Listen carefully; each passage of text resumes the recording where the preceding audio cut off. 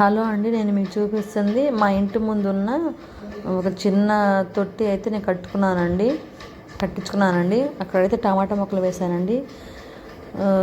చాలా బాగా వచ్చిందండి టమాటా మొక్క మాత్రం. అసలుకి టమాటా మొక్కలండి. ఇక్కడ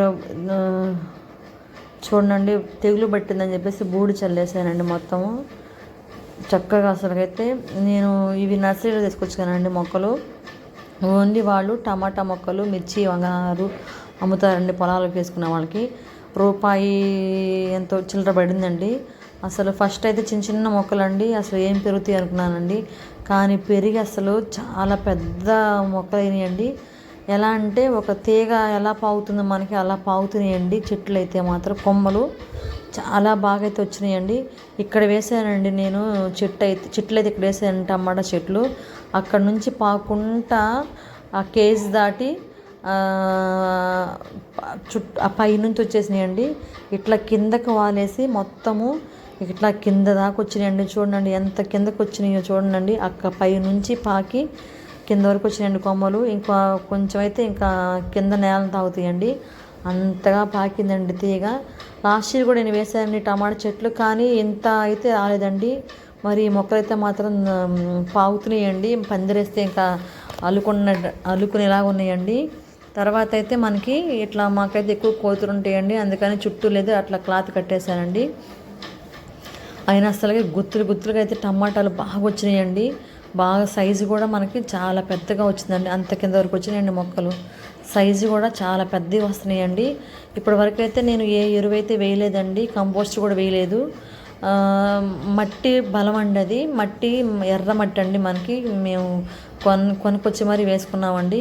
అసలు కాయలు అయితే గుత్తులుగా అయితే పచ్చివి అయితే బాగా వచ్చేసినాయండి. చాలా బాగా క్రాప్ వచ్చిందండి చెట్లు అయితే మాత్రం ఈ సంవత్సరము. చూడండి అసలు ఎలా ఉన్నాయో కాయలు కూడా లోపల. అయితే కోతులు అయితే చూసినట్టు మాత్రం ఒక్కటి కూడా బతకనివ్వండి. ఇప్పుడైతే టమాటోలు హార్వెస్ట్ చేస్తున్నామండి. ఒక పావు కిలో అయితే వచ్చినాయండి, కోసాము. మళ్ళీ చుట్టూ అయితే మనం మళ్ళీ అది కంచి అయితే కట్టేసేయాలండి, లేకపోతే అసలు పందికొక్కులు కూడా అసలు బతకనివ్వండి. కొంచెం కూడా అసలు కాయ కనపడితే చాలా కొరికి పడేస్తున్నాయండి. ఇదైతే పైన నేను మిద్దె తోటలో కూడా వేసుకున్నానండి, టెర్రస్ గార్డెన్లో. అక్కడ కూడా కొన్ని టమాటాలు వచ్చినాయండి, అవి కూడా హార్వెస్ట్ చేసుకుంటున్నానండి. లేకపోతే పైన కూడా అసలుకి కోతులు బతకనివ్వండి, పందికొక్కులు బతకనివ్వండి. అవి అసలు రాకుండా కోతులు చుట్టూ అయితే నేను ఒక వల అయితే కట్టుకున్నానండి చుట్టూ ఇట్లా పైన. అయినా కూడా సరే రావట్లేదండి. పందికొక్కులు అయితే మాత్రం అసలు రంధ్రాలు పెట్టేసి చూడండి ఎలా కొరికేసినాయో, రంధ్రాలు పెట్టేసి మొత్తము. అయితే పందికొక్కు అయితే బతకనివ్వట్లేదు, కానీ కోతులు అయితే మాత్రం రావట్లేదండి. పైన అయితే కొన్ని కాయలు అయితే వచ్చినాయండి, అవి కూడా హార్వెస్ట్ చేసుకున్నానండి. లేకపోతే అయితే కొరికేస్తాయండి. మనం కష్టపడి పండించుకున్నా కూడా వేస్ట్ అయిపోతాయండి. అవన్నీ నా మిద్దె తోటలో వచ్చిన టమాటాలు, కింద వచ్చిన టమాటాలు అండి. ఇంకా పోతైతే ఉందండి, అక్కడక్కడ పిందులు కూడా స్టార్ట్ అయ్యాయండి. ఈ సంవత్సరం అయితే మనకి టమాటాలు అయితే బాగానే వస్తాయండి. అయితే చూడాలి, కోతులు రాకుండా అలా కట్టేసుకున్నానండి మొత్తం చుట్టూ వలలాగా.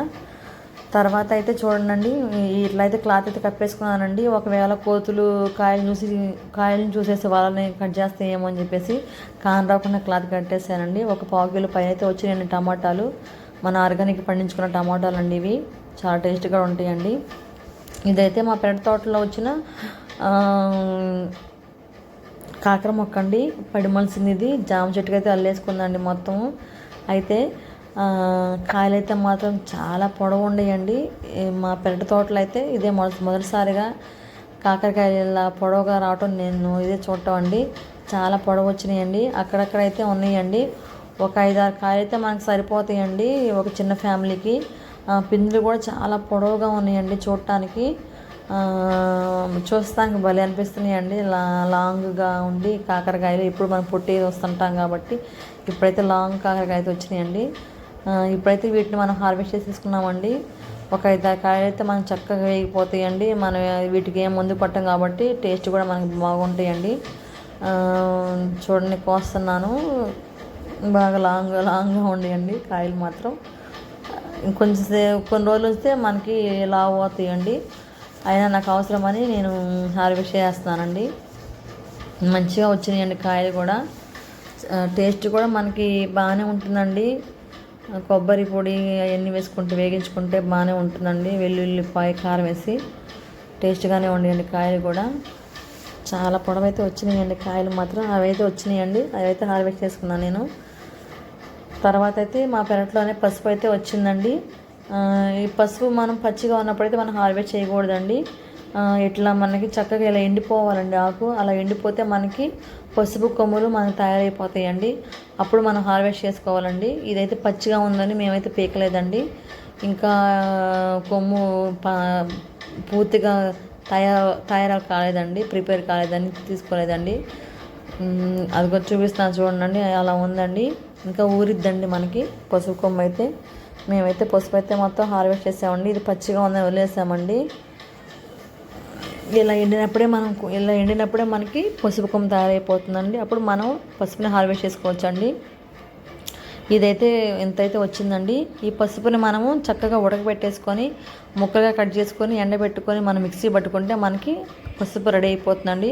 ఈ పచ్చి పసుపు కూడా మనకి సౌందర్యం సంబంధించిన ఉత్పత్తులు కూడా వాడతారంటండి.